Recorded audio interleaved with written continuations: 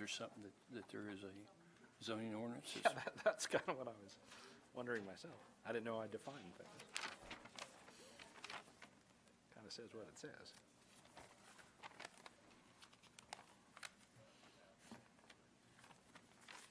Okay, I see now. It's because of the setbacks. Now, that one, yes. That I understand. Oh, you're talking about the, yeah, yeah, that one there.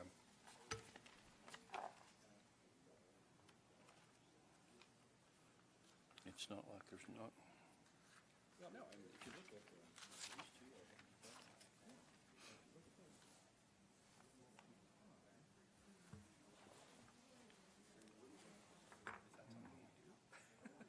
Well, maybe now we do. I guess so.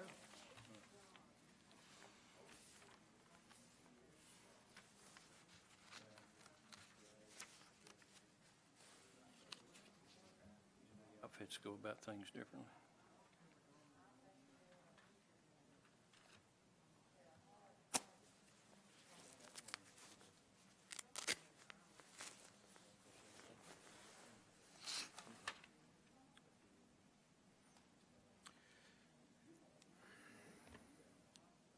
I've never been to that one. That's where I used to get my regular, but then they started Ace Card thing. I go down there now, same price. I don't know if there's any place else that does fit. I don't think so. Yeah, Ace has been the place I know of. Ace and Yeah. Mark, are we ready? I am, yeah. All right. You got Sure. All right. At this point, the chair recognizes that it is 7 o'clock according to the clock in here, and I would like to call to order the meeting of Wednesday, February 25, 2015 for the Town of Farragut Board of Zoning Appeals. I guess the first agenda that we have is the approval of minutes for the October 22, 2014 meeting.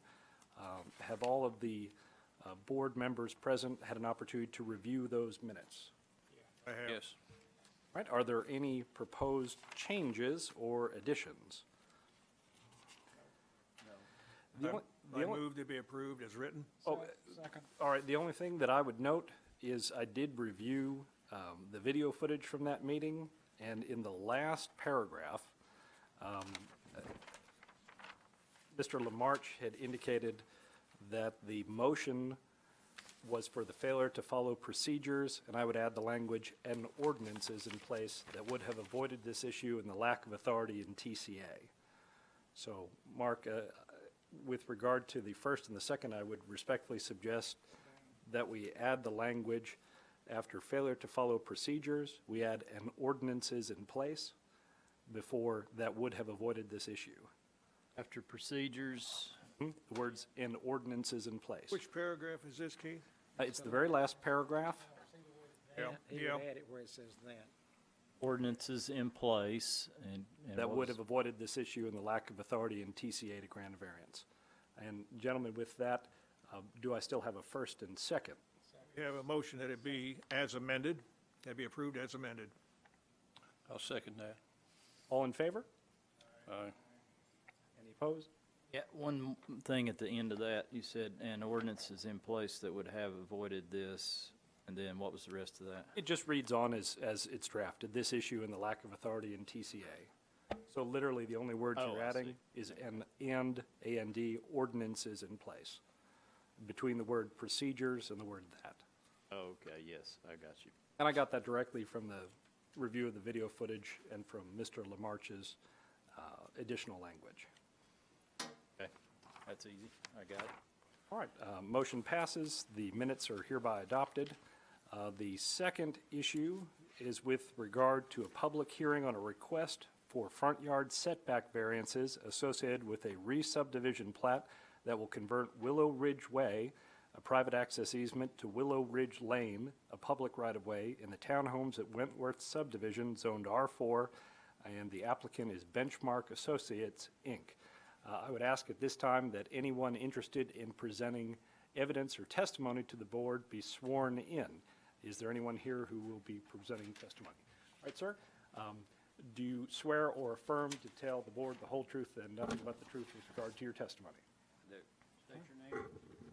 Benny Mormon. I'm the president of Benchmark Associates, representing the folks here at the townhomes at Wentworth. All right, and before we begin, Mr. Mormon, I'd ask the town for a synopsis. Yeah, I'll just try to be brief here. Basically, in the distant past, the town allowed some of the streets to be constructed as private streets. For the past several years, we have not allowed that. Every new street had to be a public street, constructed to the public street standards. And back in 2002, there was a number of representatives from subdivisions that had private streets at that time came to the Board of Mayor and Aldermen and requested that the board consider taking over their streets and making them public rights-of-ways for the town to maintain. And then, of course, the engineering staff did an evaluation of the streets to make sure that the town wasn't taking over a liability, and if there were improvements that were needed to those private streets, that they would need to make those prior to the town accepting the street. At the time, the requirement was that all the property owners within the affected subdivision would have to agree to turning over their streets to become public rights-of-ways, and then they would have to pay for the cost of a plat to be prepared that would basically convert the private access easement to a platted public right-of-way, and it would also require a change in the street name, so therefore everybody's address in those developments would change slightly. You would go from a private suffix like way to a public street suffix like lane, for example. One of the subdivisions that has a private street, it was constructed with the private street, is Townhomes at Wentworth, Willow Ridge Way up there on the screen. That's the original plat. That was a private access easement that basically the property line for that essentially is in the middle of the, for the most part, middle of the constructed private street. But at that time, when the board was considering taking over streets for public acceptance, one of the property owners in this development did not agree to that, and therefore they were not considered for acceptance at that time, since we did require all the property owners to agree to that. That residence no longer in the subdivision, is my understanding that everyone in this development, Townhomes at Wentworth, is wants to have their streets taken over by the town for maintenance. And they requested this formally to the Board of Mayor and Aldermen back in September, and the board they were receptive to taking over the Willow Ridge Way, not all of it, but portions of it, the main roadway into the development, and then a turnaround area in the very east end of the development. And the area that would be taken over is the area in white on the screen, basically. And if you start from the entrance, We don't have that on our screens here. oh, is it not on that screen? These two screens are blank. Are running. I've got it on mine only. He's got it on the one down I couldn't there. figure We out don't how have to it turn on on ours. mine. Oh, you turned mine off. This is on.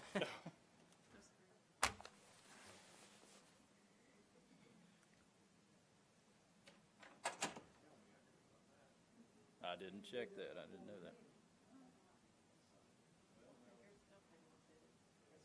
Okay, mine's on. All right.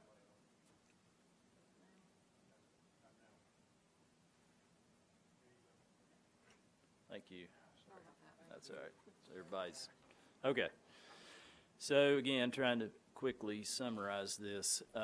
Everyone in this development now is wants to have the private street taken over. They requested that and were approved to do so by the Board of Mayor and Aldermen in September, but they still have to do a plat that would formally convey that private access easement and make it a platted public right-of-way. And then they also, as part of that plat, will be changing the name from Willow Ridge Way to Willow Ridge Lane, with the public street suffix. When we looked at this, and I knew this was going to be an issue, when you move the property line from essentially the center of the driveway, the private driveway that was originally part of the development, and it moves outward to become a new public right-of-way, then that front property line is shifted substantially closer to those existing buildings. And in some cases, this has created setback issues, or this would create setback issues. That property is zoned R4. It was originally developed as a R2 special exception project, which is no longer a zoning district. So when the town went through the entire town and rezoned properties that were originally developed as R2 special exception, what we did was rezone them to the closest zoning district that that particular development would follow. And in this case, it was the R4, single-family attached zoning district. In the R4, they're required to have a 20-foot setback from the front property line, which is the right-of-way in this case, if it's a front entry garage, and then a 15-foot setback for the buildings if it's a rear-loaded garage. Most of the units in this particular development are actually rear-loaded garages. You can kind of see that on the screen there. But there still are units in there, buildings in there, that violate the required 20-foot setback from what would become the Willow Ridge Lane right-of-way. That's a 50-foot right-of-way through the middle, and then it's a 40-foot right-of-way on the end of the street for the turnaround area. And so what they're requesting is basically just a blanket variance on the buildings that don't meet that required setback. And basically it would be, the buildings in their current location in relation to what would become the platted right-of-way. And the plat itself would basically establish the setbacks for those buildings. I've asked the surveyor, and he did add on the revised plat a note that basically stipulates that, if the variance is granted, it's only for existing conditions, which the homeowners had no control over.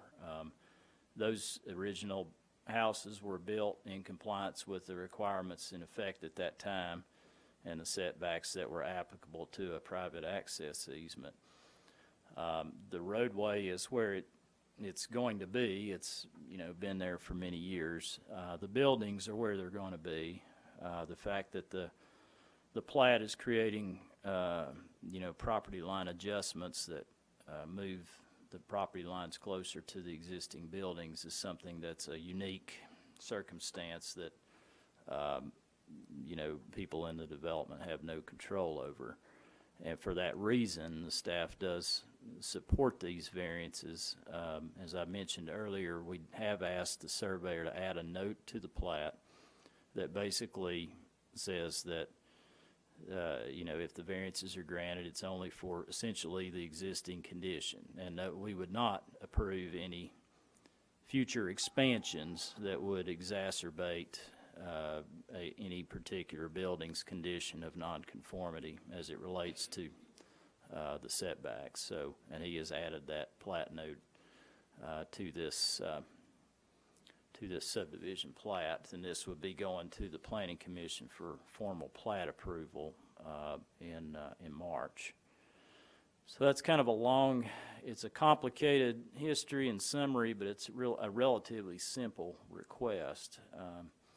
And again, we do feel that given these unique circumstances, everything's existing, that there are grounds for granting the relief in this case. Our duty here is just for the setback variance. Yes. It's a formality, basically, because when you move the property line closer to the buildings, as you would have to do to make that a platted right-of-way, then it's going to create some setback issues with existing buildings. It's, you know. Does this open up anything else in this town? No, it's a pretty unique situation. Yeah, to me, it's very unique and rare. We don't really have that many private streets that are left, and if there was one similar to that, then it would be treated the same way as this one. I might interject. By the major road plan for the town, if someone came to do a development that had an existing structure that fronted on a street that currently was a 50-foot wide public right-of-way, and the major road plan required that they dedicate an additional 5 feet, this same type of variance might appear at that time. It would be an existing structure, just that the right-of-way's moving back closer to the structure. It would be the same thing. So it could happen again. I just don't want you all to act tonight thinking that it wouldn't, but it would be because of the major road plan in that instance. Ripley, let me ask you this. I understand that the actual roadway itself is not anticipated to be widened. Is that true? Right, yes. But the fact of dedicating it to the town has the necessary effect of a taking of additional property beyond what was originally the existing private road. So we're now actually going into deeded lots that were deeded in accord with the original subdivision plat.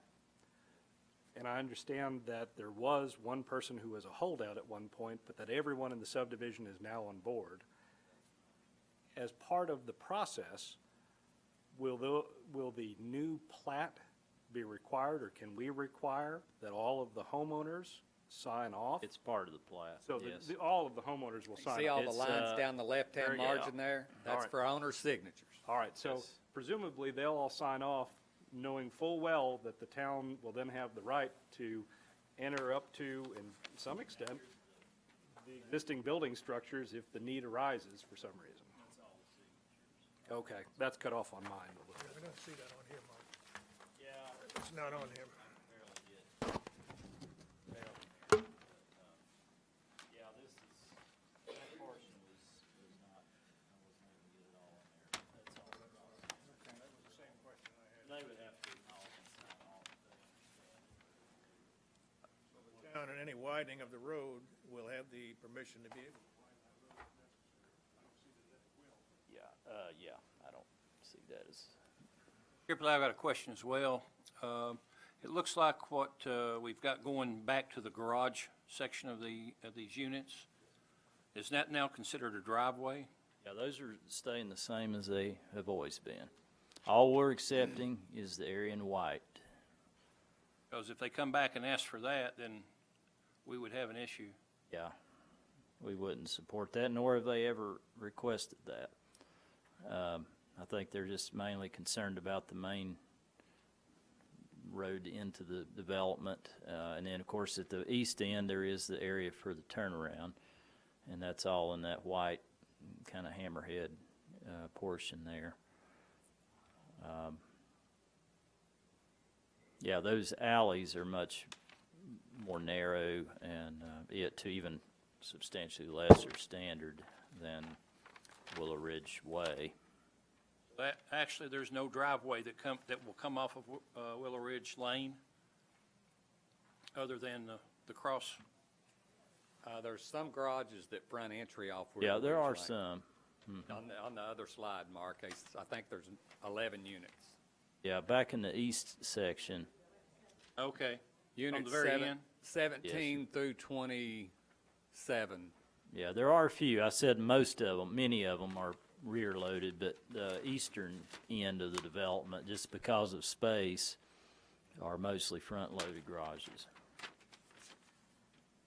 Mark, is there any estimate on cost to the town to maintain the street? Yeah, I don't, let's see. Yeah, I have that write-up somewhere. That was something that we presented to the Board of Mayor and Aldermen, you know, back when they considered the initial request. It's not in need of resurfacing in the near term, but Darrell, our town engineer, calculated it might be roughly around 21,000 when it does need to be resurfaced. The road itself is slightly below standard, but not substantially. It wasn't a very large variance there. Asphalt or concrete? Asphalt. Mm-hmm. Mark, we have 25 or 50 feet of road side to side, except down on the end of Willow Ridge Lane, which Yeah. is It's 40. 40 feet. If in the future, now that part, I take it, when the town takes this over, if they have to go into that part for anything, they can do that without any problems. What about all these driveways and everything that are there? Well, there's a plat note on that too, that what the town is actually responsible for. We wanted that to be clear, that we're just responsible for the roadway itself. We're not responsible for the driveways or the retaining wall, that kind of stuff. There's a, it would be on the plat, as a plat note, yes, sir. And that's already been applied to the plat? as Yes. it is. Yeah, Benny and I've already talked about that. That was one of my initial comments when I reviewed the plat, was to clarify what the town's responsibility would be as a result of this acceptance.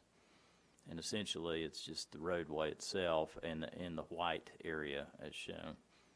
Where would that need to be resurfaced in the future, that would be something the town would be responsible for.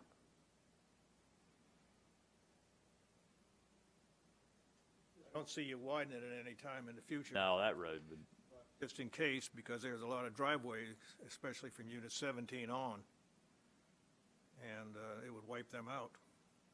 yeah, we got too many other areas that I don't see the need to widen the road into that development, nor do I think the residents would want that.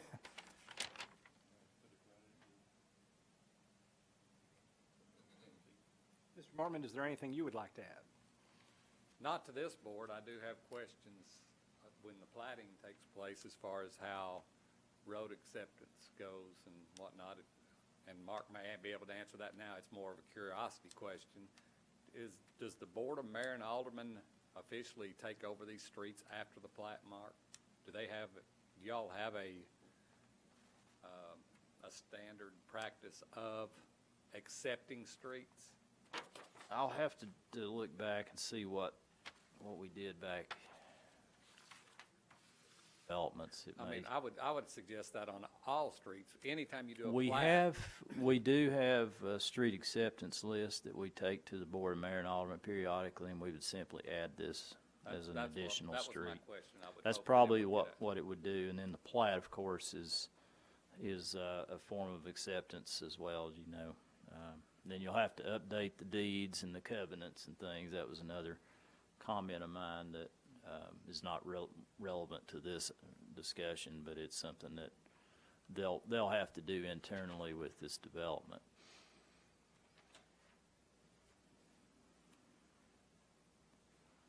Anyone have any questions of Mr. Mormon?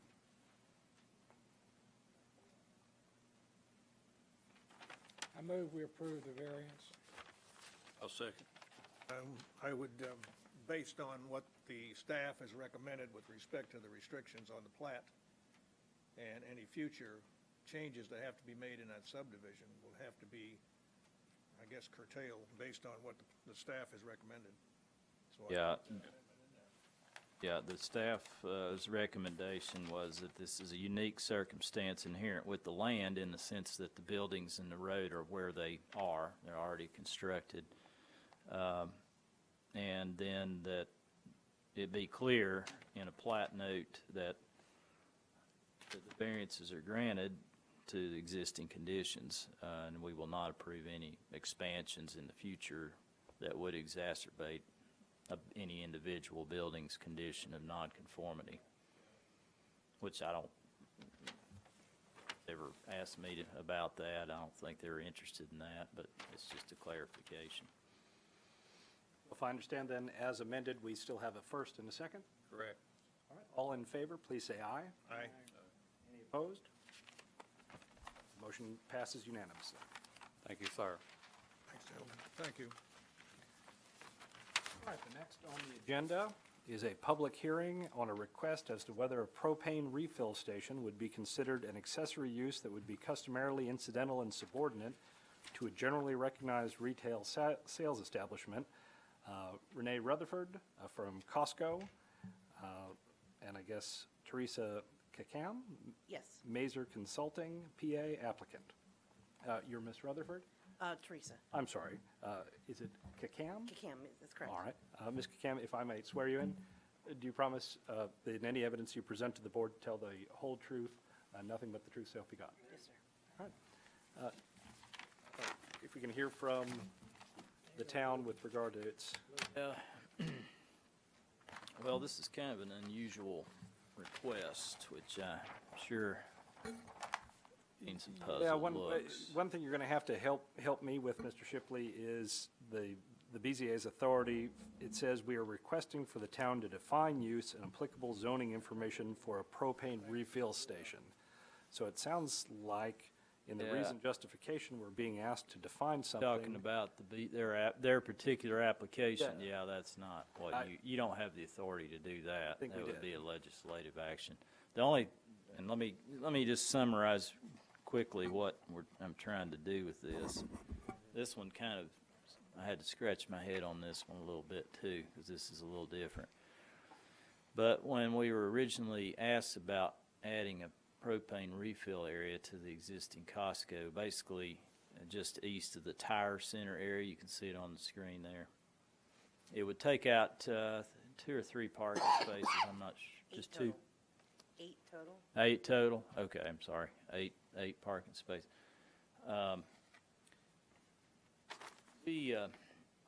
We're looking at that and trying to figure out what that would be. It's not really a generally recognized retail sale, although the Costco is, obviously.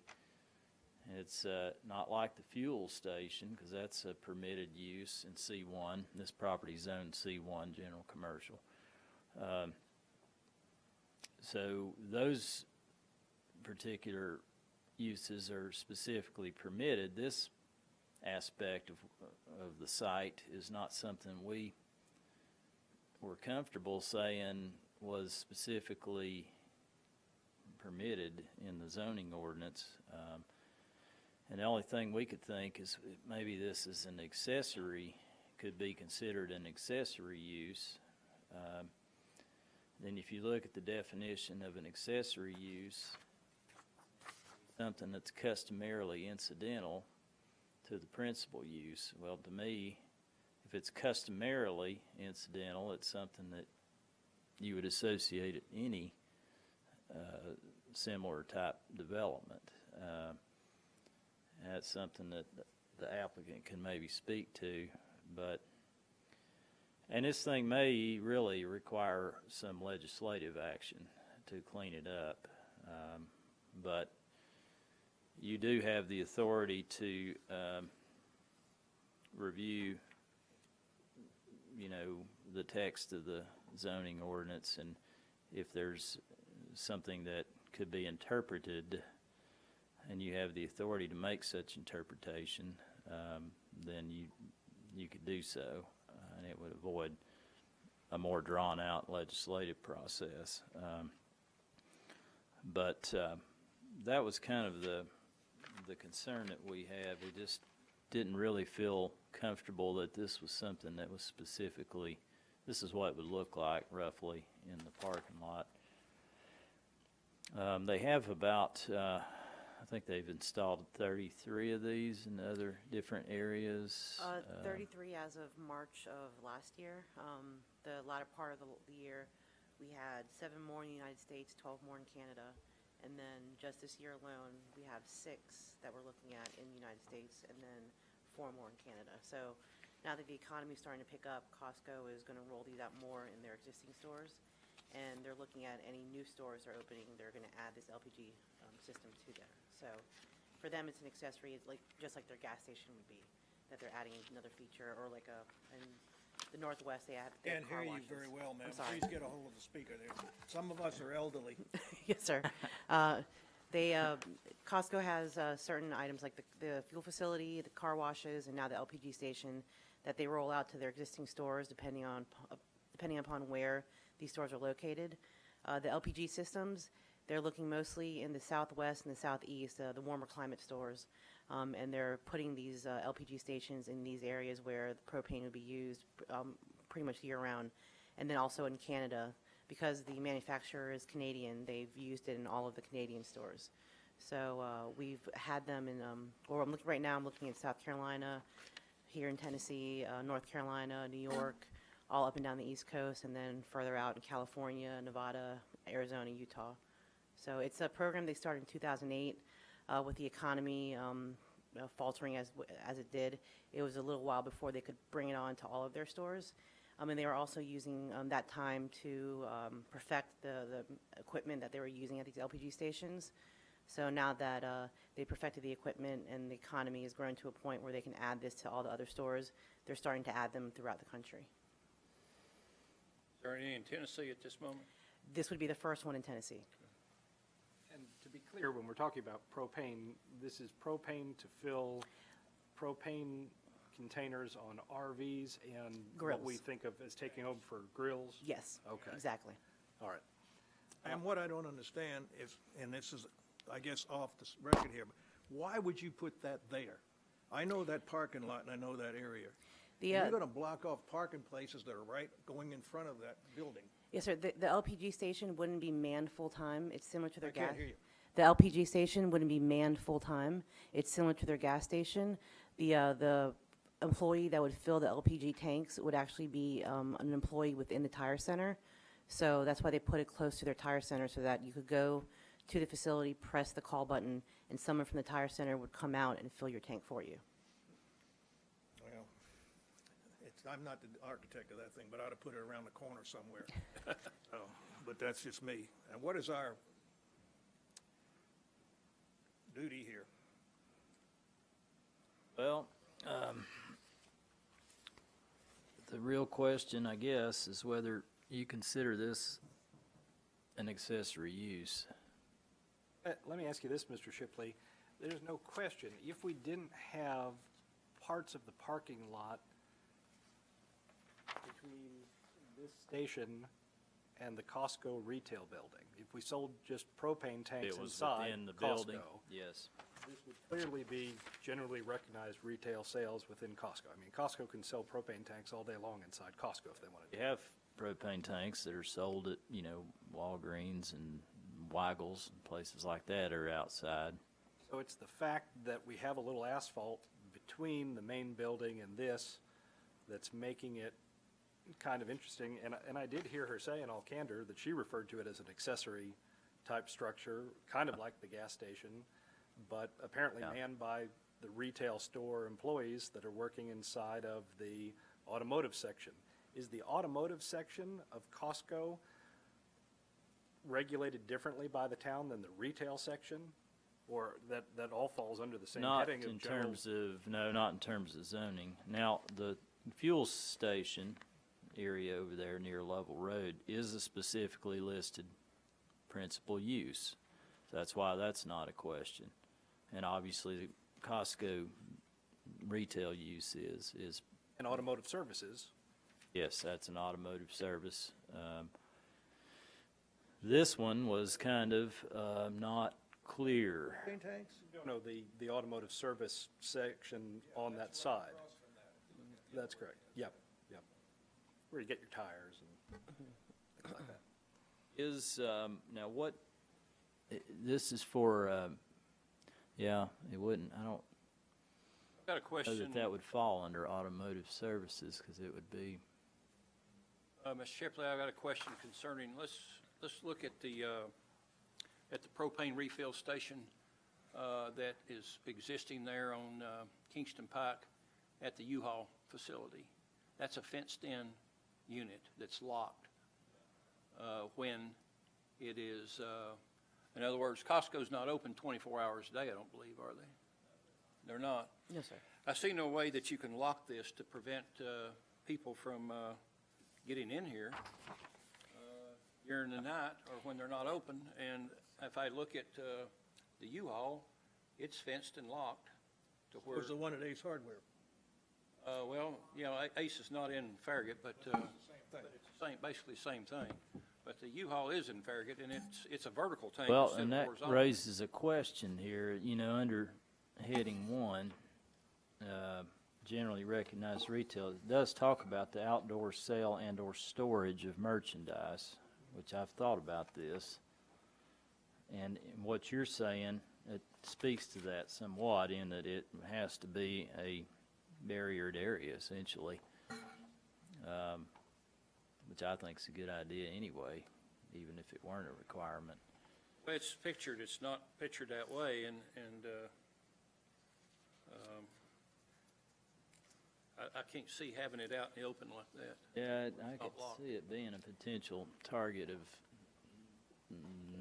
not good. Yeah, if I may, Behavior. the facility itself wouldn't have a fence around it, but the mechanical equipment needed to fill the actual tanks themselves, they're within a locked system, so you can't actually get to the equipment that you need to fill up your tanks. Yeah, I understand that, man. I think we're talking about vandalism and Of the entire system. and other things that if the entire area is not essentially barricaded, that you might have potential issues with that. What do you all think if Are they? there others like that? Yes, sir, they are surrounded by bollards, and that's all that they're surrounded by. Well, for some reason or another, the facility at the U-Haul was fenced and locked to where Yeah. it could not be disturbed during off hours, and I think that's my concern. How big a square footage area would this be? 40 by 40, 1,600 square feet. 1,600, okay. I'm asking that because you can go up to, if this were considered a outdoor storage of merchandise, then you would need to be able to demonstrate that you can satisfy those conditions on the screen there. A through C, Yes. A through E. E, sorry. So the 2,000 square foot, you'd be okay on that. This thing about the barrier, you'd have to address. The setbacks, you won't have a problem with that. Then number B is a problem because you're taking up parking spaces. Theoretically, though, it wouldn't be a problem if they're not parking spaces anymore, would be my Yeah, rationale I think around it. you're No one's right, gonna park on it yes. anymore. As long as you still satisfy on the site the minimum required number of parking spaces, which my understanding from what they've presented in their package is that they would still exceed the number of parking spaces for the Costco wholesale site, even after this project. Now, if I were Costco, I'd be concerned about losing these spaces in a pretty convenient location. And I don't know, how do you all feel about whether that could be considered outdoor storage of merchandise? In general, to me, it sounds like that could be appropriate. I'm not sure what the required yard setbacks for buildings are met for the storage display area, how that's That would be fine in this case, yeah, defined. as in the location they show. But I mean, if it truly is an accessory use, then I don't see how it currently meets the definition of an accessory use. Well, if you're saying that we consider it outdoor storage of merchandise, then that falls under basically a part of the principal use is a generally retail. Yes. That was the only thing that I read in this, Mr. Shipley, that I thought it could possibly. That's me too, yeah, that or maybe the accessory use, but when you look at the definition of accessory use, that seems to be, to me, that would be something that for any retail sales use, that it would be a use that would be frequent. And this would not fit that, in my opinion. It may fit the outdoor storage of merchandise, but then you'd have to, again, make sure you can satisfy those conditions. And you'll have to meet our architectural design standards too, because they're going to require a different material and look than what you have so far. Well, and to address the other concern that was raised, subsection D, access to display storage areas shall be restricted by means of a physical barrier such as a fence, a berm, landscaping, or other similar means. Yeah, and that's what Ron was, yeah. I would carefully look at this thing and just from Costco's perspective, and I'd try to place it somewhere near the building and incorporate a barrier fence around it somehow. I don't know. We got to get past the use question tonight. I mean, all these site-related things will be talked about with the Planning Commission as well, but we just weren't clear that it was a use that fell within anything currently provided for in C1, and that's why it's here before you all. Okay. Get your interpretation of this zoning-related matter. Follow what an accessory means, then it's just what Keith and the rest of them were saying, A, B, C, D, E, F. A, B, C, D, E. Doesn't follow D at all. That's the fence. Right. But that's basically considering it as part of the retail sales. It's really not. It's just part of their retail sales. They're just storing. Selling propane in tanks, yeah, that's a sale, yeah. And it's part of their The outdoors. propane, the refill tanks, that's a sale. And it's outdoor storage as currently proposed of merchandise that I suppose you could say is merchandise. It's certainly other materials.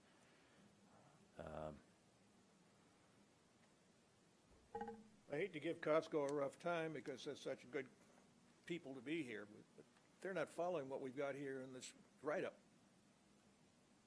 Well, it's just it's just an We've unclear. got a dilemma here. Is our statute so unique that all these other states, including California, which has a lot of strict standards on all kind of stuff, is it a unique thing to Farragut alone that? I'd say every community's different. They probably work in, but yeah, I mean, all we can do is try to review the request and assess it in terms of what we have, and if we're not comfortable with it, which is we weren't, then we need to, take it to the appropriate entity that can possibly render some relief on the question. Or it may be that you all feel that the legislative action is needed to clarify this, and that is certainly a reasonable recommendation as well. That would draw out this process for several months. But if you're not clear that it falls under one there, then potentially that might be the best way to clear it up. As proposed, I don't think that it falls under one. I think if they modified the request to include the elements under B1 A through E, including, again, the fence. We'll call it a fence, but the berm, the fence, the landscaping, other similar means, I think that it could fall under the generally recognized retail sales of the business. I do not see that it is an accessory use. Okay, yeah. So if we're being asked, and the sole issue is a map interpretation of whether it could fall under one of these definitions, to me, that's the only thing it could possibly fall under, and as it is being proposed, it does not currently fit that definition. So if they could demonstrate they can satisfy criteria A through E, what you're saying is that you feel that their use could be considered a generally recognized retail sale component. Unless there's something unique that I'm not getting, that there's some parking asphalt that separates it from the main retail establishment, unless there's something unique in that distance, this seems like it is the sale of outdoor merchandise or materials that would be recognized as retail sales of what they're trying to say. And that's a perfectly reasonable interpretation. How do the rest of y'all feel about that?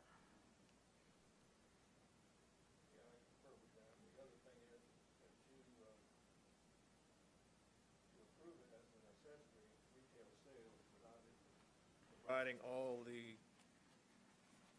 actions of A through E, what we're doing is negating this ordinance or whatever we have here, the general commercial thing on sale. So we're throwing D out the window.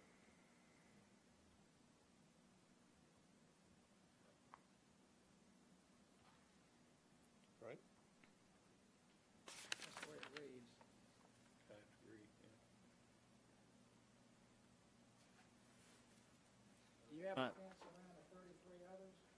No, sir, all we have are bollards.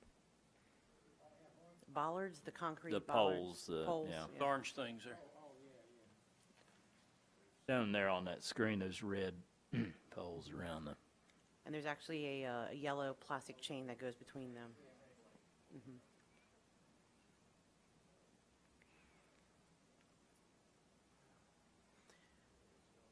Now, to clarify, are you saying that we can't put them in those parking spaces? You would rather have it closer to the building? Or is it that the fact they're in the parking? I don't think we're rendering an opinion as to where you can put it. Okay. We're just saying that as it's being proposed and shown in your photographs, that currently, if I understand everyone correctly, it's not meeting all of the classifications of A through E Okay. of the generally recognized retail sales. And we don't see generally, In the criteria of what's outlined for Okay, an accessory, that's what it's not doing. okay. And what you might want to do is to, if you haven't seen these, I don't know if you've seen these criteria or not. We have, again, the whole point was to come to find out what use this would be classified as, if it was accessory, if it was principal. So what we provided for tonight was Costco's typical layout, what they would you typically do anywhere else. So that's why it's shown the way it was, and we didn't put in the effort to put in landscaping or fencing until we knew what exactly we would be classified as. So now I can go back to Costco and explain to them more what you would consider their classification to be, so then we can either move forward with the plan or they'll choose to go elsewhere. So it's one or the other. we have to have a ruling on, or a vote on that, Mark, as far as? Well, I was trying to write some wording here. You could say, in order to be considered a generally recognized retail sales use, the propane refill station could be considered an outdoor storage of merchandise, provided it meets criteria A through E as specified in whatever, Chapter 12, General Commercial District of the Farragut Zoning Ordinance, Section B1, something to that effect.